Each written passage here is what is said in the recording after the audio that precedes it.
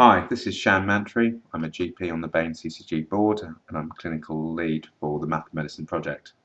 In this video I'm going to talk to you about Sidebar, which is the integration widget that allows you to access maps and referrals. It is one of the three main components of Map of Medicine. And here it is. This is what Sidebar looks like. Currently we're installing it for TPP practices, but it will soon be available for EMIS practices as well. And it's essentially a integration tool. It allows integration between the practice software and Map of Medicine, allows you accessing the maps as well as the forms, which I will show you very, very briefly. It's rather large. You can move it around.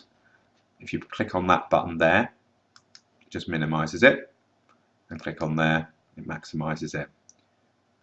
I will take you through a bit on the settings, but if you've not had it installed before, I would suggest you check out the installation video that I've done, which goes into a bit of detail in terms of getting it to this point. You know that it's working correctly if you've got your name here, and Bath and North East Somerset CCG. I don't actually have a patient loaded up, so that's why there isn't any patient details. This button here is to browse the Map of Medicine. It takes you to the home page of Map of Medicine. This is the bookmarks page, which if you've got any clinical maps that you've bookmarked, they will be shown here. That's just for help. As I was shown before, that minimizes it. And if you didn't even want it minimized, I would suggest pressing that button there, the little horizontal line, and clicking that just brings it down to the bottom.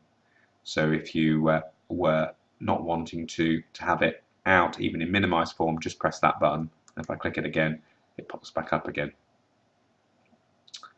Moving down, this is probably quite important. It's your search box. So if you did want to access any particular maps and wanted to type in a keyword, that's where you type it in.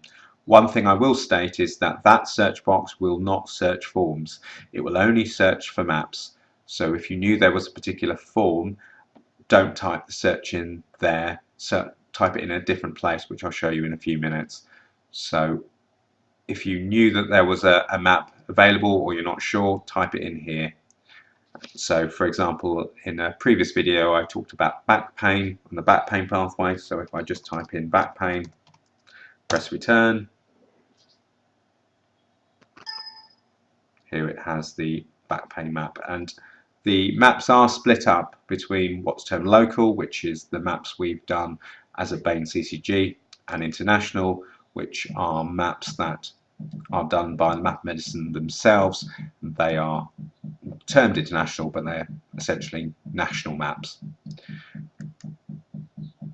When the search is run, it runs the keyword search on any text in a map, so you sometimes find things you didn't think would come under. It's just that back pain here has brought up 2-week wait, knee and hip OA, probably means that back or pain is in those maps somewhere, and that's why it's brought that back. An R next to it talks about referrals, and I'll come on to that in a little bit.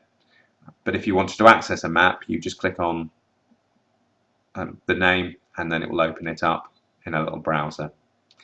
Moving on down to the bottom, that's directory. So by clicking on here,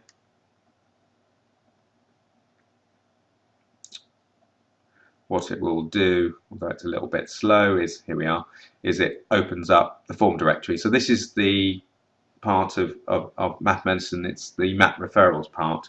So by clicking on here, you get to the forms. It defaults to guidance, you just need to click to forms. And here we have all the forms. Now this part of Map of Medicine can't be accessed unless you do it through Sidebar, so you can't actually access these forms on a web browser. These are things you have to use Sidebar for. So here are all the forms that we have, and as I said, if you did want to search for a particular form, what we would always say is that use this search box here, not this search box here. So for example, I've had lots of colleagues asking about DEXA forms, and we do have a DEXA form. So if I just type in DEXA here it comes up. Now I won't open it. I will be doing another video on referrals and we can go through it, but just typing in DEXA in that context brings it up. Now if I typed DEXA in here, nothing comes up because that search box only searches for maps.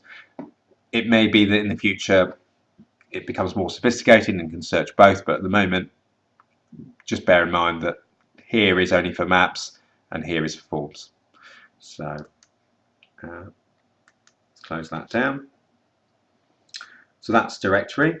Moving on down here, system 1, because I've got a dummy system 1 system loaded on this PC, and a green tick just means that it's identified it. If there was a red cross, then there would be no system 1 would be working at the moment. This is your display settings, so it's helpful to know what's here. I did go into this in detail at the installation video, but if you click on here, it tells you what the settings are, and these are the ones that I would recommend to have. So sidebar starts when Windows starts. Obviously system 1 is here because I'm using system 1, but if you're EMIS Web, it'll be EMIS Web. The login method must be Athens, not smart card. If you put it on smart card, it won't work properly. I always put login, log out and exit. One thing I would say is maybe helpful to know, if you've not looked at the other videos, is practice details.